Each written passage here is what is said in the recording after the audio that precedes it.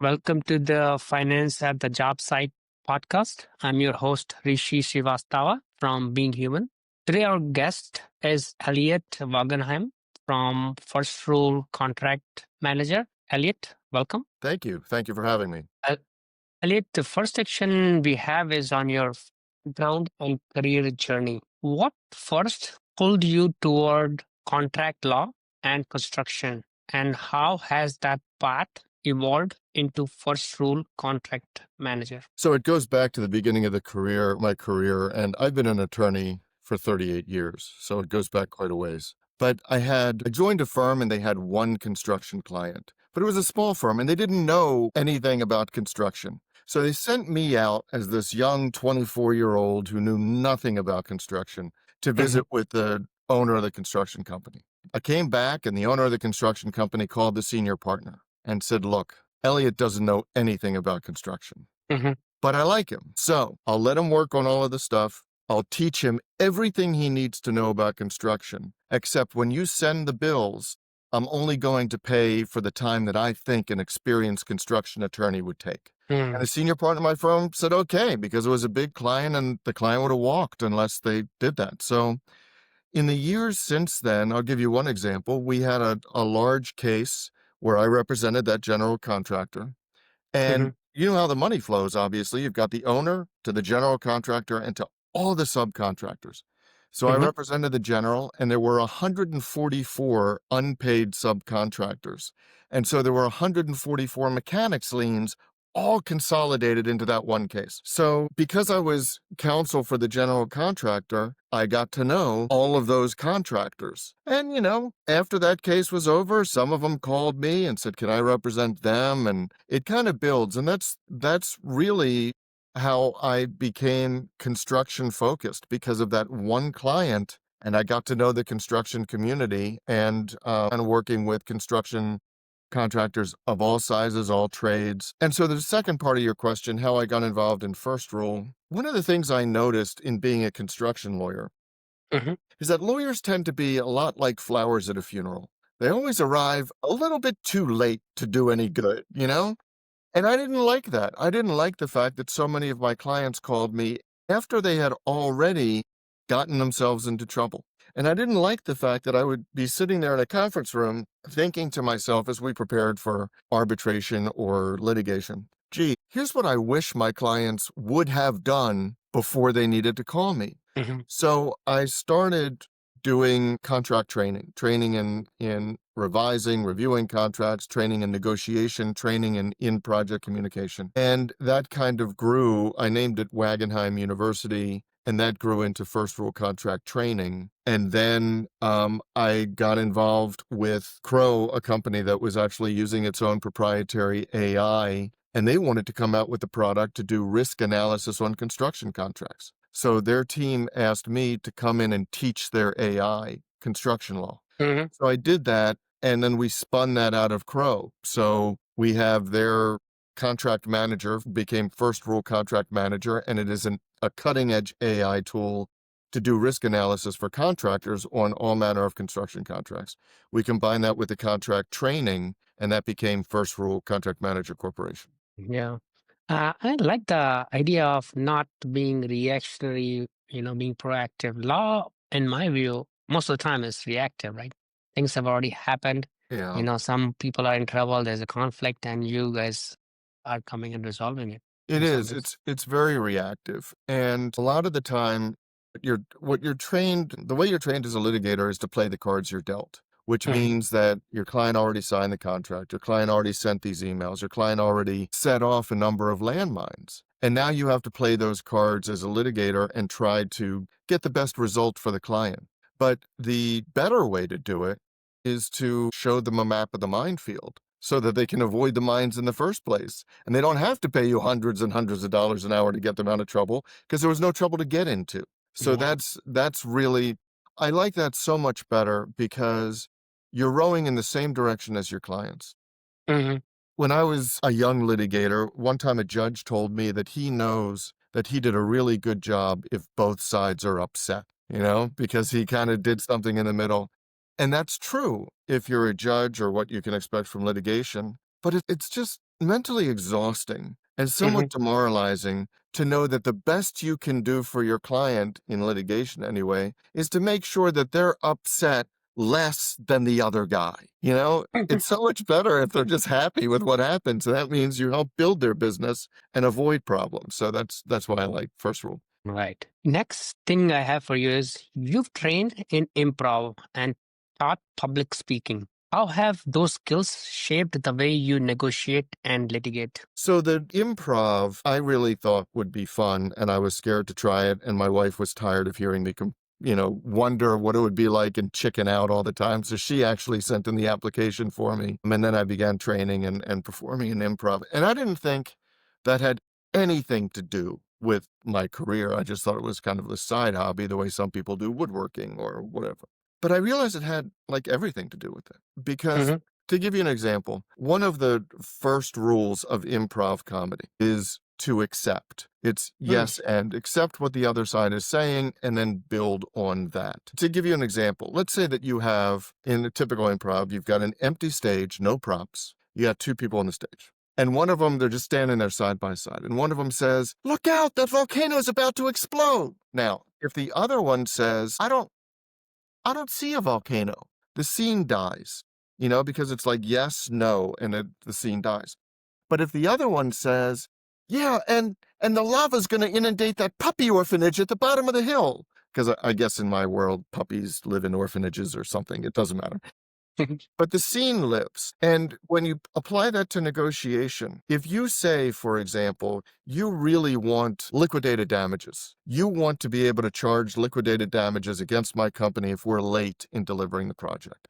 And I don't want them, or I want to negotiate something about making it less likely that you'll assess them. If I just say to you, "Rishi, I don't want this, Hmm. take it out." Well, then we're at that yes, no stage. You might say, "Look, I have it in my contract for a reason. I'm not taking it out." But the more fruitful conversation is to use that rule of improv, the yes and, to say, "Look, Rishi, I get that you have to hold me accountable. I Hmm. agree with that. You have a deadline. Your client has a deadline. You've got to, I don't know, have the kids in the classrooms by Labor Day, or you've got to have the patients in the new hospital, or whatever you have to do. So I get you have to hold me accountable, but here's my issue. I don't want to have these liquidated damages assessed against me if the delay isn't something I could control, if the delay isn't my fault." And see, just in that kind of conversation, it'll lead to something more productive. It generally does, because the first thing that I did was accept what you were saying, accept the reason that you had these liquidated damages in there for a reason. And the best way for me to make sure that you hear me and my concerns is to first show you that I hear you and I understand your concerns. And that's really a rule that I learned in negotiation, but it was brought into very sharp contrast in improv comedy. Public speaking is very much the same way, in that if I get up on stage and I just start talking about where I went to college and what my life goals are and all that stuff, you probably won't really care all that much. What makes you care, what makes you as a person or an audience care, is if I talk about you, if I understand your needs, if I structure what I'm saying to address what's important to you. And then you start to sit up and you say, "Okay, well, he understands it. I'm going to get something out of it because you're giving me the most important gift of the most scarce resource you have, which is time. So in order to be worthy of that, in order to make you not regret giving me your time, I really have to honor you and think about what would be important to you, what would be of value to you." And that's what I learned most strongly from improv comedy, and also from my public speaking coaching and training background. Very interesting, combining improv and public speaking with law. Next thing I have for you is after decades of working with billions of dollars in contracts, what perspective do you have now that you wish you had had early in your career? I like that question. You know what you learn? I think it's not just as a construction lawyer, but as somebody that deals with contracts a lot. There are risk managers or CFOs out there that deal with contracts a lot. I think you get a sense of what you can absolutely reject. What's the deal breaker? Then what don't you like, but you can accept if you massage it a little bit. What don't you like, but you can accept, and what do you want? And here's what I mean by that. The couple things that you have to figure out. Number one is, what would make me so regret entering this contract that I would do just about anything to get out of it? Or what would make my client so regret it? You have to have experience to understand that. What gets them in trouble? And with experience, you learn these kind of things, these narrow tight windows on the project schedule, or these unreasonable requirements for change orders, or whatever it happens to be. That gets people in trouble. The other thing that you have to really pay attention to is what what would make this project something I'd look back on as one of the best decisions I ever made to get involved in it, which means that I have to have a real handle on what I do well, where I excel. Because look, I've had clients and I've worked with contractors, they can build pretty much anything. Mhm. But building a cathedral with its soaring ceilings and stained glass and towers and ornate inside isn't the same as building a big box store like a Sam's Club or a Costco or something like that. Knowing what you're good at, knowing what you can deliver exceedingly well is something that I think comes with experience. And so I learned that. And I guess the other thing I learned is so many people come to me and say, look, I know you can find fault with all of these things. Every provision in the contract pretty much raises my risk. Mhm. Tell me what the deal killers are. Tell me what I really should, if this isn't changed, I should just look at and walk away. Mhm. And so experience tells you that. And the last thing that I'll say that I've learned and kind of crystallized is that, look, there is no construction project without risk. But in Mhm. this world, there are five and only five things you can do with risk. You Mhm. can increase it, you can accept it, you can eliminate it, you can reduce it, and you can transfer it. Nobody wants to increase their risk. You Mhm. can't eliminate the risk because there's no construction project without risk. You don't really want to accept the risk if you can do one of the other two things: reduce it by changing the contract or revising the contract, or transfer it, which means, hey, if I get tagged, you get tagged. And that's flow down, or that's refusing to accept the risk and transferring it back, hitting the ball back over the net. And you learn that. You learn, okay, which of these options are possible for me or for my client? And I think that's a growth process. Very insightful. Really thinking deeply about those 5 points. So, who most influenced your philosophy on balancing legal precision with practical business outcomes? I guess I don't know that there's any one person. I will tell you that there were a couple judges along the way um, who guided me, who after certain trials or hearings, whatever, I would ask them their opinion. Once all the arguing and everything was done, I'd want to know, how do I get better? After every jury trial I did, I asked the judge if once the jury was finished, once the trial was over, could you ask them if they could take 5 minutes so I could go in and talk to them about what resonated, what didn't resonate? And every time, not everyone stayed, but most of them stayed because they wanted to talk about it. And I got to see the world through other people's eyes. But the other thing is that I have always been entrepreneurial. I love business. I had my first business when I was in high school, and I paid my college, with a business that I started on campus.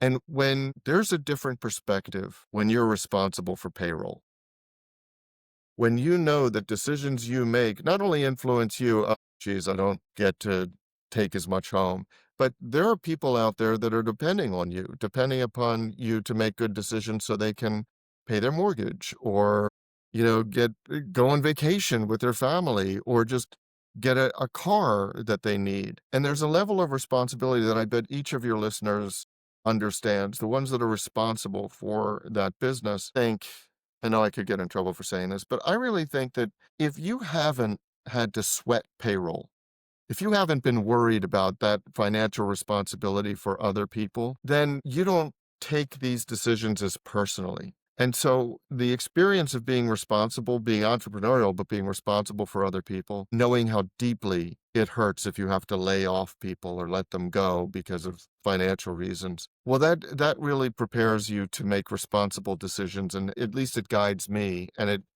I know that people that work with First Rule, for example, our clients, our licensees, they know we're coming from that world where we understand the bottom line importance of those decisions that we're helping them to make. So I think that's really what influences me more than one person. The only other thing I will tell you is that when I was in first year of law school, my Mhm. was in second year of law school, and my father was in, and my sister was in third year of law school, in the same law school from which my father graduated. So I have a whole family of lawyers to bounce all this stuff off of, but it's Mhm. influenced me as well. Yeah, yeah, a strong law family. The next section is on construction, contracts, and risk. Mhm. What are the five most dangerous construction contract terms you see repeatedly, and what can companies do today to protect themselves? So the most dangerous terms really differ depending upon whether you're a subcontractor or whether you're a general contractor. For a subcontractor, one of the most dangerous terms is flow down, because what flow down does is generally, I won't say for all contracts, but for most subcontracts, the prime contract between the owner and the general is incorporated by reference into that subcontract agreement, right? It's one of the Mhm. contract documents, which means that I, as a subcontractor, have to comply not only with the subcontract that somebody in my organization's signing, but also with the terms of that prime contract that I may never have seen before, let alone Mhm. never signed. I was never in those negotiations. So one of the ways that I see people get in trouble is subcontractors get in trouble is that they actually sign on to subcontracts when they don't even have all of the contract documents. They haven't reviewed them. So that, for example, in the subcontract, it may say that my warranty will run for 1 year from the date of completion of my work. Contract may say that the contractor's warranty runs for 1 year from the date of completion of the entire project. Mhm. Slowdown and conflict provisions in the subcontract may say, look, if there's a conflict between the subcontract and the prime controls, which means that I may have signed the subcontract agreement not even knowing how long my warranty runs, right? Because I don't know. So flow down is one. Indemnification, everybody's favorite provision, is always dangerous because indemnification, which means I will become your insurance company if, right? It means that I'll protect you from certain risks. Mhm. Indemnification is pretty much in every contract, general contract or subcontract. And that's okay. You know, as we said, there's no construction project without risk, so that's okay. But all indemnification provisions are not created equal. What I mean by that is I'm okay with being responsible for protecting you from the results of my own negligence. Mhm. I'm not okay with protecting you from the results of somebody else that I can't control, you know? So if if I do my work, let's say I'm an HVAC contractor, subcontractor, and part of my work involves installing in a residential multi-unit housing, washers and dryers and tubs and sinks and toilets and all that stuff. And I have to install all of that. And I have to install this equipment, and it has to be new, and it has to be free of dents and free of scratches and all that stuff. That's fine. If I install dented or old or broken equipment, that's on me, and I can indemnify you from any claims arising out of that. But if I finish my work and all of this stuff is sparkling and brand spanking new without a dent or a scratch, but then the painters come in with their steel-toed boots and they got to get to the high places. So what do? They step on my washers and dryers and tubs and sinks and toilets and whatever to do their work. So they leave. And now all of a sudden, this brand spanking new stuff that I installed, it's all scratched and dented. Well, I don't want to have to indemnify you from that. That was your failure as the owner or as the GC to secure the site. I've left. I have no power to secure that site or to protect that equipment. So I don't want to have to indemnify you from losses associated with somebody else's wrongdoing. So indemnification is one, and you have to figure out how you're best going to protect yourself from that. When you take a look at warranty, for example, there's always going to be a warranty. Well, not always, but most of the time there's going to be a warranty. But what are you warranting? When does it start? End of the project, end of your work. Are you, if the owner decides to make modifications, your warranty should stop. If the owner uses the equipment or the site improperly, you're not warranting against ordinary wear and tear, you know, those sorts of things. So you really want to guard against an overexpanded warranty. But one of the real difficulties, one of the real dangerous provisions has to do with tariffs Mhm. and supply chain. Because let's say that I've agreed to do this project for you for $10 million, whatever it is, random number. But as part of my work, I have to bring materials in, I have to install equipment, etc. And that equipment comes from overseas. Well, my bid may be based upon real quotes that I got from various vendors. But we are in a very, from an economic point of view, a pretty volatile time. It's pretty uncertain. If I place an order for drywall or for steel or for aluminum or for lumber that's coming from Canada or China or wherever it's coming from, I don't know which tariffs are going to be in effect. I'm not trying to get political. I really don't want to get political. But I think regardless of where your politics are, you recognize that sometimes tariffs are in effect, sometimes they're taken away, sometimes they're announced, and there's a holding pattern. So you don't know. And I want to make sure, because I don't underwrite the world's economy.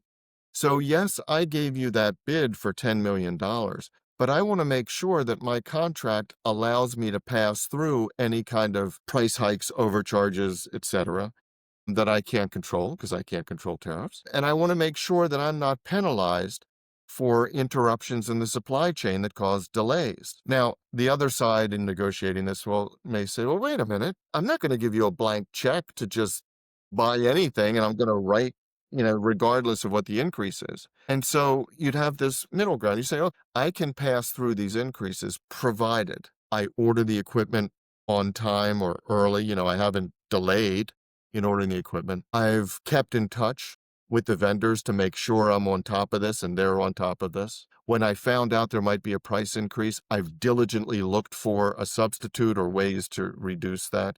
Mhm. I've done all of those things and a price increase was still unavoidable through no Mhm. fault of my own. Then I should be able to pass that through. If I haven't done it, if I waited till beyond the last minute to order it, or if I didn't look for substitutes, or if I didn't keep in touch with my vendor and they kind of misplaced the order or whatever, those things could be on me and I don't get to pass those through. So the supply chain and the price escalation are other provisions that are really difficult. And I'll give you the fifth one, which is a typical one: changes in the work, change orders. Mhm. And the reason that it's dangerous, of course you have it and that's great, you can have it.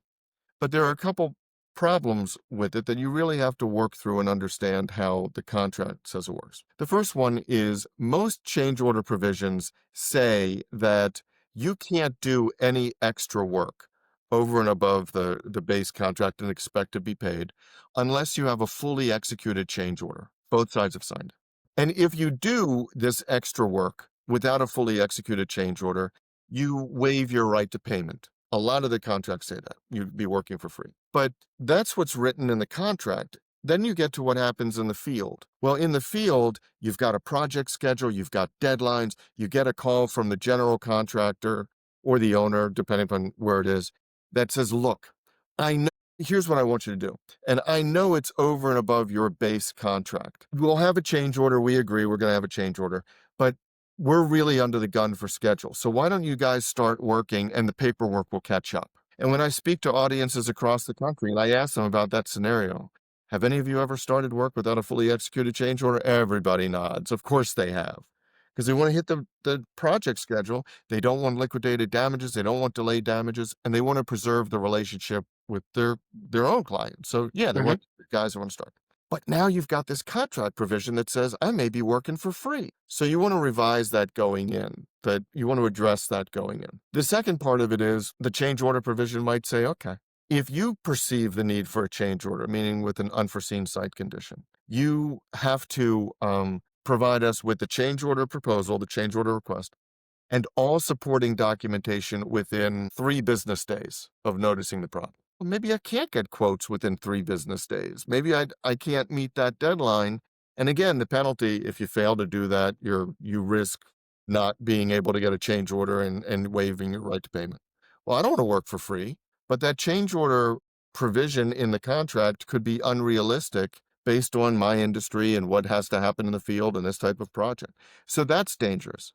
So I guess what I'm saying in answer to your question is it's not always just the liquidated damages provision that says you'll owe me $1 billion a day for every day you're late. Sometimes Mhm. it's the standard things that the flow down, the conflict, the price escalation, the tariff clauses, the changes in the work. That's really where the risk lies. Mm, So that's what we like AI review, AI contract. very insightful. Uh, the next question is, in your view, what's the most misunderstood clause in modern construction contracts? Well, I think there are two for different reasons. One is indemnification, because people's eyes glaze over when they see indemnification. It's a long paragraph. It's got legalese all through it. It's got Mhm. like these 19 comma sentences. It has sentences that begin with phrases like, notwithstanding anything set forth herein to the contrary. I mean, who talks like that? Nobody talks like that. So people generally, their eyes glaze over. They don't even review indemnification, so they don't understand it. So that's one. The second that is, I think, often misunderstood is a broad category in its definitions. Mm, So if I define the words contract document so that they're capitalized, capital C, capital D, contract document, that means it's a defined term. When it's capitalized, it's a defined term. And a lot of people don't understand that.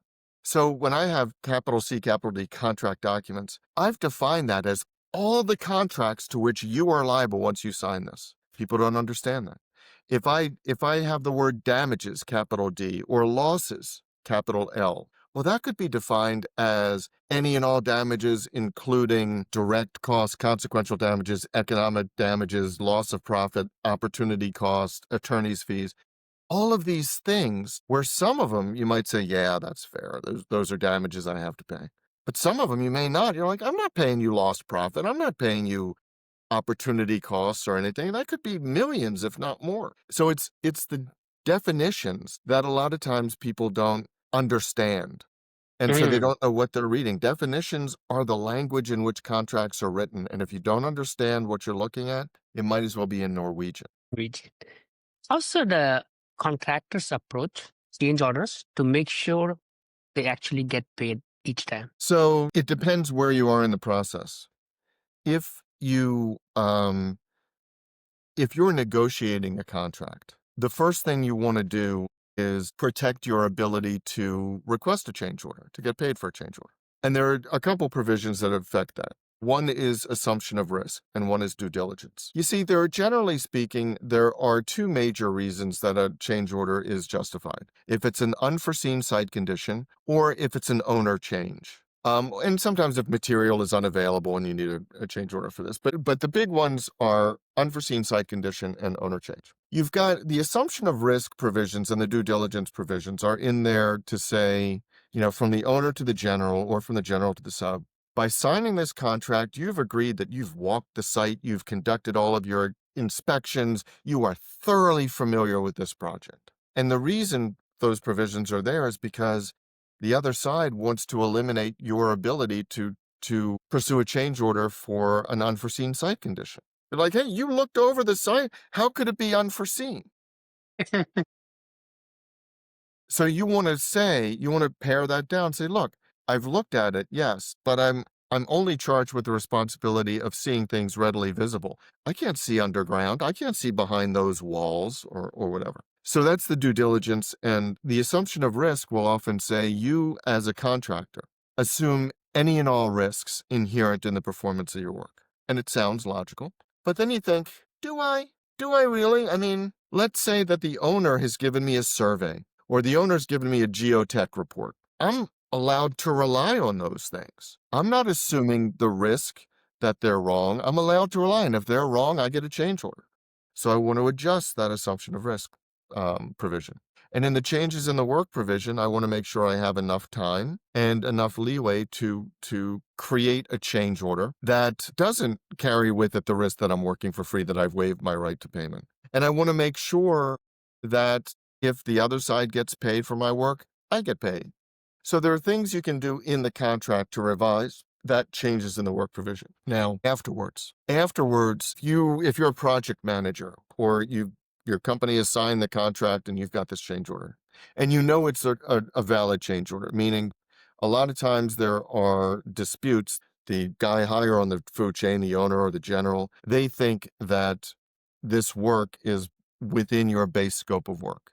And you think, no, it's not. It's outside, so I'm entitled to a change order. Which means one thing you have to do in the contract formation stage is make sure everybody is crystal clear and aligned on what your scope of work is. So there's no disagreement about what lies outside of it. But let's assume that you have a change order for something that lies outside of your scope of work, and you submit it. And your contract says you can't begin this work until you have a fully executed change order. You submit it, but, Susan's on vacation and Lisa doesn't get to it and Bobby has bigger fish to fry and people just don't get back to you. It's not like people get back to you all the time, immediately. And you're watching the calendar pages turn. So you're worried about, wait, I've got liquidated damages. I've got time is of the essence. I've got all of these things coming down on me. You have to be proactive. You just can't watch the calendar pages turn and go, well, I turned in a change order request. What else am I supposed to do? Here's what else you do. You have to send in the emails. You have to build a record. And you have to send in an email that says, this is to confirm that on September 7th at 9 a.m., I will be performing X work. We've agreed that this work is over and above the base scope of work, so I'm entitled to a change order and we'll work out the paperwork. But I'm going to begin with the understanding that we will negotiate a change order. If you disagree, if I have misunderstood, then contact me no later than September 6th, 2005. If I do not hear from you, I will assume that you agree and I will proceed as stated in this email. Now, is that as good as a fully executed change order? No. But it's the next best thing because, and I've been in trial for this, where the judge looks at this and turns to the other side and says, did you respond? No. Well, you said right there he was going ahead with it. That's on you. So there are certain things you can do in project communication that your project manager has to have in his or her quiver, certain arrows that he or she should be able to employ in order to protect yourself and make sure the burden is on the other side to approve the change order or to risk a delay in the project. So Yeah. it's transferring risk. When is it worth walking away from a contract negotiation? And how do you counsel clients to make that decision? I really don't like telling clients that I think they should walk away. I am a big believer in finding a way where everybody's interests coincide, where we align. Because after all, you want, let's say it's a building and you're the owner. You want your building built. I want the job. I want to build that building for you. And so that's a huge amount of common grounds. We both are incentivized to find a way to move forward. So I really look for those ways. But I had a situation recently where I was working with a subcontractor and the price escalation clause came up that we were talking about. And what the owner said on this very large project said, we will not accept a change order arising out of the increased costs or unavailability of certain products. The bid is the bid is the bid, the price is the price is the price. And I said to my client, well, wait a minute. You've got a lot of materials and a lot of equipment that are coming from overseas. We're looking at tariffs. And they couldn't pre-order enough and there were all these issues. So we went back, we had 3 phone calls with different people on the other side for the general contractor, kind of bumping it up the ladder. Mm. And they said, look, I get what you're saying. You say you can't underwrite the global economy, and I get it, but we will not accept a change order for this. And you have to absorb those costs if those costs increase.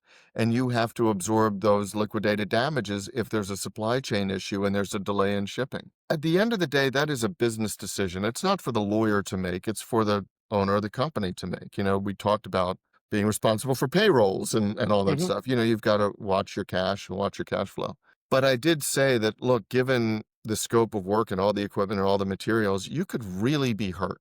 Mhm. So I think there's a good reason to walk away, but you're the one that gauges your own risk. And they did. They walked away. But it's Yeah. rare. In my experience, the vast majority of difficulties with contracts can be overcome by a reasoned solution and a good faith conversation. Yeah. So the next section is on technology, AI, and legal innovation. Where do you see AI tools making a real difference in contract review today? And where are they still falling short? So let's set the stage, first of all. And this is not universal, but in my experience, construction contracts are normally reviewed and negotiated by non-lawyers. Even if your company is big enough to have in-house counsel, the fact of the matter is that that lawyer won't have the bandwidth to look at every opportunity and negotiate every contract. And even if they do, they might have the experience that I do, which is sometimes a company will send me a contract and they'll ask me for all my comments. I send all my comments, I send it over, and I said, look, if you want me to hop on the phone with the other side and help you negotiate this, I'm happy to do that. And a lot of times what my client will say is, I don't want to do that, because if I say to the other side that my lawyer is going to be there, then they have to get a lawyer and it becomes a thing and nobody wants it to be a thing. So the non-lawyers have to negotiate it. And that means that the non-lawyers have to understand it, not just understand what I said, but really understand why I said it and where the risks are.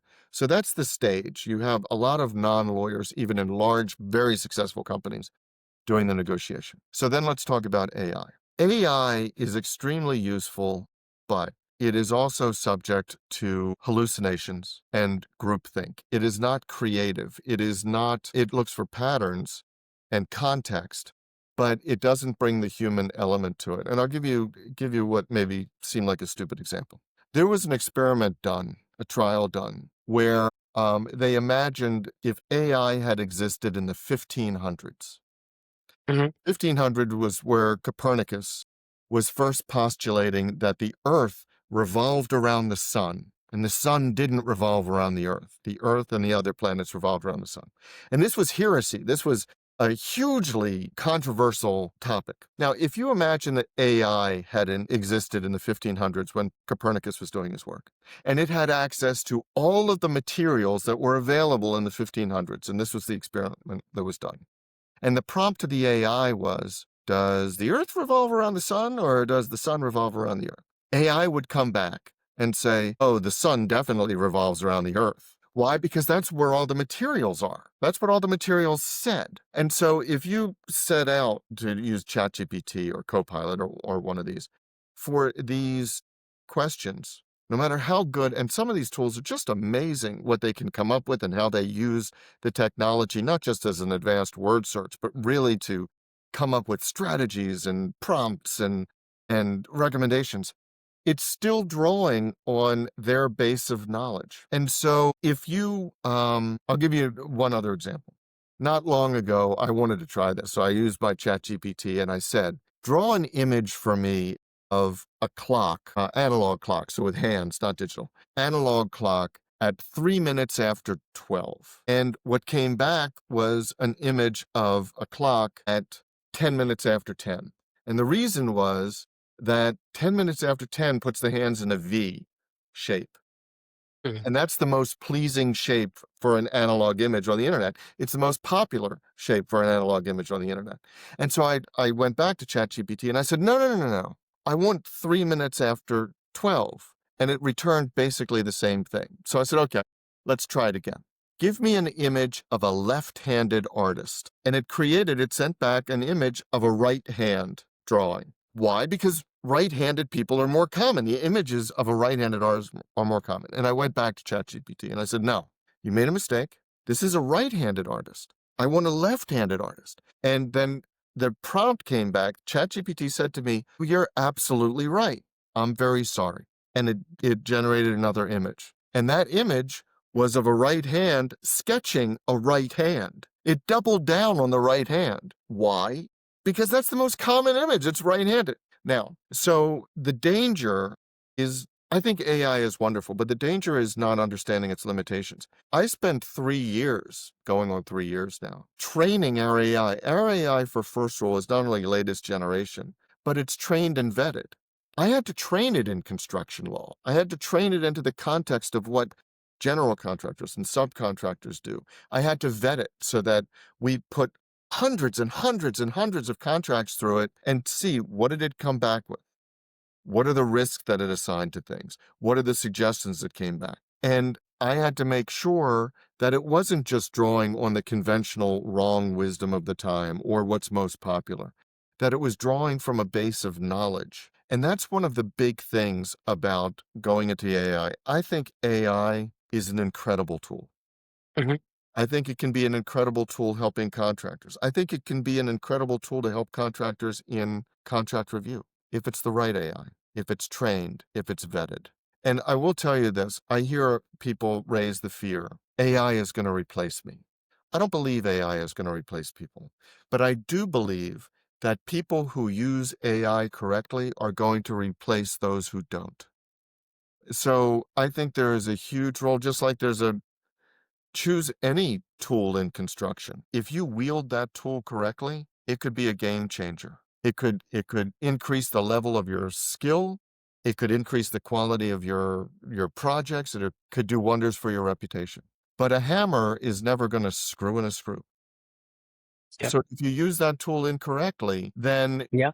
run a lot of risks. And it's double with AI because what you're putting in AI's hands are these construction contracts that have a lot of zeros and could carry a lot of liability if something goes south. So you have to understand not only how to use AI, but understand the AI you're using.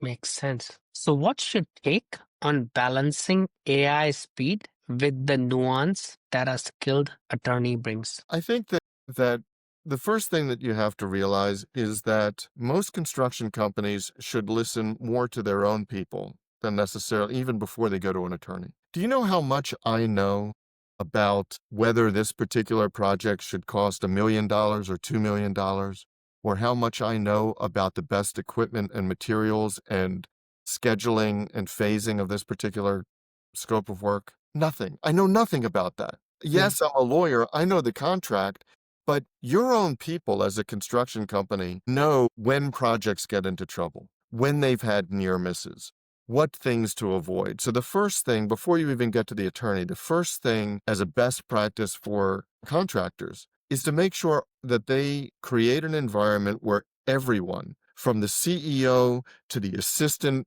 superintendent on site, has an opportunity to contribute his or her knowledge to what we do well, what we don't do well, what gets us in trouble, what doesn't get us in trouble. Then after that, going to an attorney who understands construction and using AI that understands construction to show I understand that there are risks. I understand I can't eliminate risk, as we've talked about. How can I reduce it?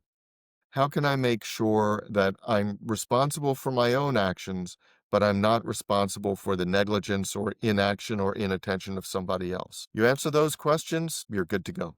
Yeah. Uh, how do you see technology reshaping the relationship among contractors, attorneys, and project managers? I think that technology used correctly provides an open line of communication. A lot of problems arise within teams, between client and customer, among contractors working shoulder to shoulder in various trades to finish up a project. A lot of problems arise because of miscommunication. I thought you were doing this. Oh, I thought you were doing this, or what have you. But what technology offers is the ability to create institutional knowledge so that my mistake in a project 2 years ago is something that people won't make again because I've preserved that knowledge. The contract has Mm, changed as a result of it. There's the people have a climate in which they can actually communicate about the issues that have arisen. And so the more each entity has institutional knowledge, has an understanding of what needs to be communicated, and that all of that is helped by technology, then they can communicate and actually collaborate much more successfully. I think that's really how technology takes a lot of the repetition, a lot of the things that we know over and over again and do over and over again, and it makes them more convenient so that people who understand their industry, know what they're doing, take pride in their work, they actually have a chance now to step back and think to themselves, to strategize, to think what would work best in this situation. And I think that a lot of times that's lost. If you're running around and your hair's on fire and you're yeah, yeah, put this out and put that out and you're just going from emergency to emergency to emergency, you lose the ability to step back and take a breath. And I think that technology employed correctly can allow you to do that. yeah. When the TDS goes away, you can be Yeah. more creative. So the Exactly. next section is on training, communications, and operations. What works and what doesn't when it comes to training non-attorneys to understand and work with contracts? It's a great question to ask, and it's an easy question to answer. What works is consistency. What doesn't work is inconsistency. If you if you think to yourself, I'm going to get in shape. I'm going to go to the gym. I'm going to work out. If you do 30 minutes in the gym 3 times a week, but you do it consistently, that's a heck of a lot better than doing nothing, nothing, nothing, and then saying, you know what? I'm going to spend 8 hours in the gym on Tuesday. All you're going to do is get sore and possibly injure yourself. But that's what Mhm. a lot of education is like. They say, look, we don't do anything. And then, oh, well, you do have that one all-day workshop in November, so we'll send you to that. And then you don't do anything in training until next June when maybe there's a lunch and learn. That kind of inconsistency, people can learn.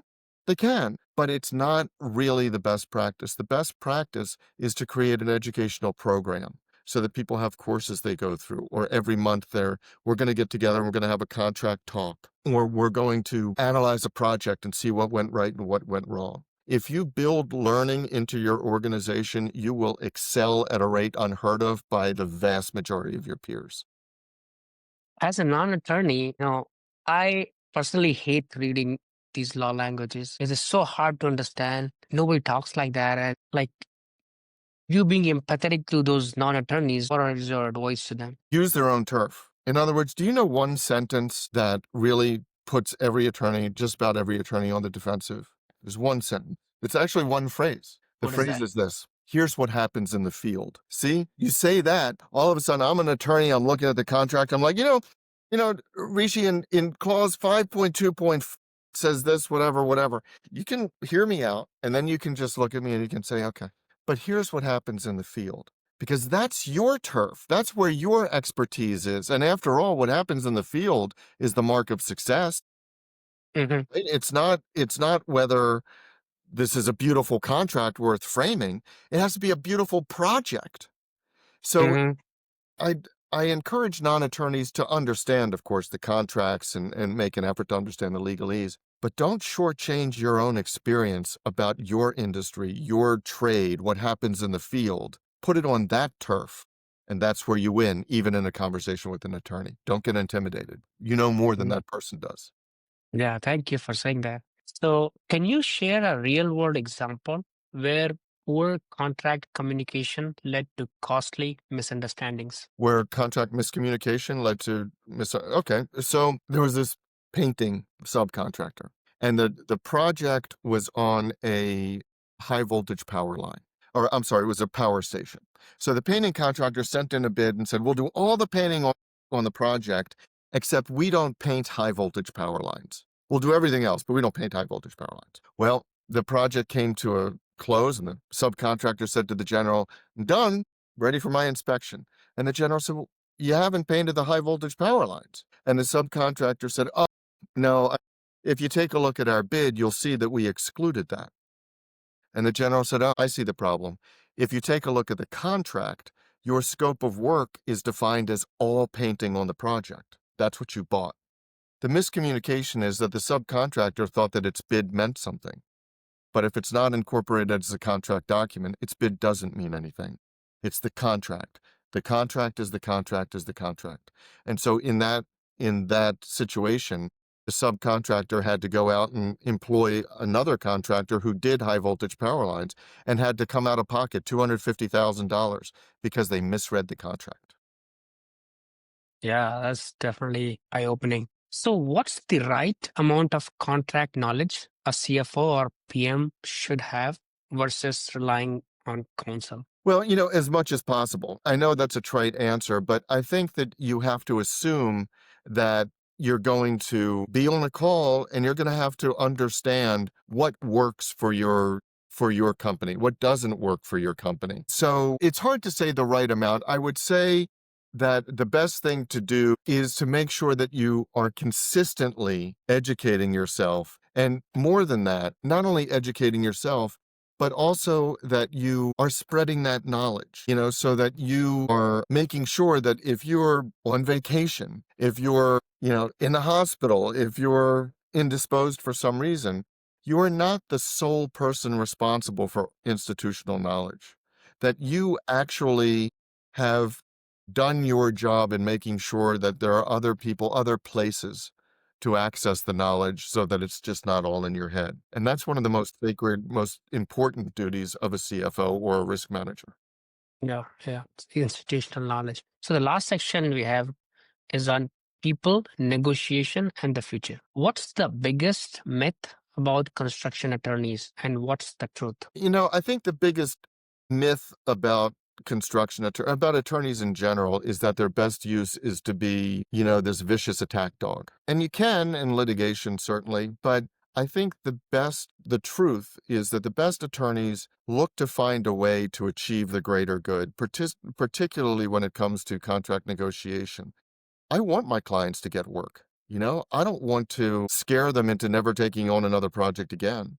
So I've got to be practical. I think that the myth is that, well, geez, the attorney is going to point out every comma, every period, everything that should be taken out. An attorney is going to tell you, just delete the indemnification provision and send it back. That's not going to work. The other side's not going to say yes. They're going to think you're crazy and they're not going to give you the contract. So I think that the myth is, I'm hoping it's a myth. Certainly, attorneys will be unreasonable and that they'll get in the way of deals. The best attorneys who know what they're doing are there to help grease the runway, help make sure that the deals will actually go through and that everybody is working in the same direction and engaging in a really profitable and beneficial project. Yeah. At the end of the day, there is a business that attorneys are representing. So the next question is looking ahead, will world class negotiation be more about technology, legal frameworks, or people skills? I think people, 10 times out of 10, 100 times out of 100, there's always a person on the other side.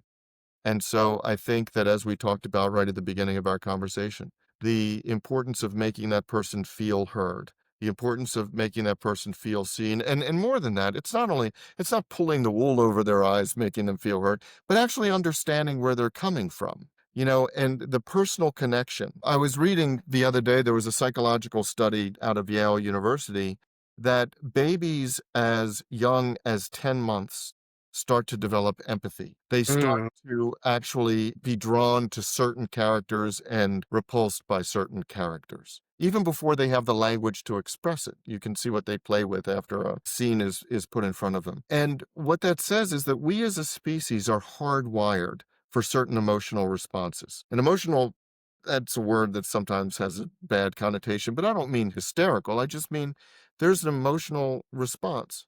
So how often do we make an emotional decision to buy a car and only then look for reasons why we were right in buying the car? But you react to it and you really love this car and you then convince yourself, oh, but it's very practical and there are great reasons and I got a great deal in this and that.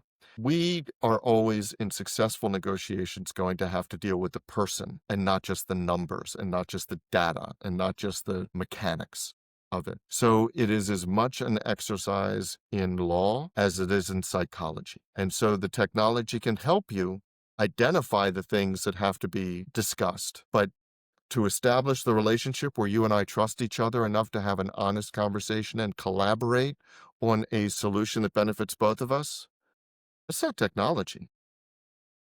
That's the hope that you and I can go out for a beer sometime.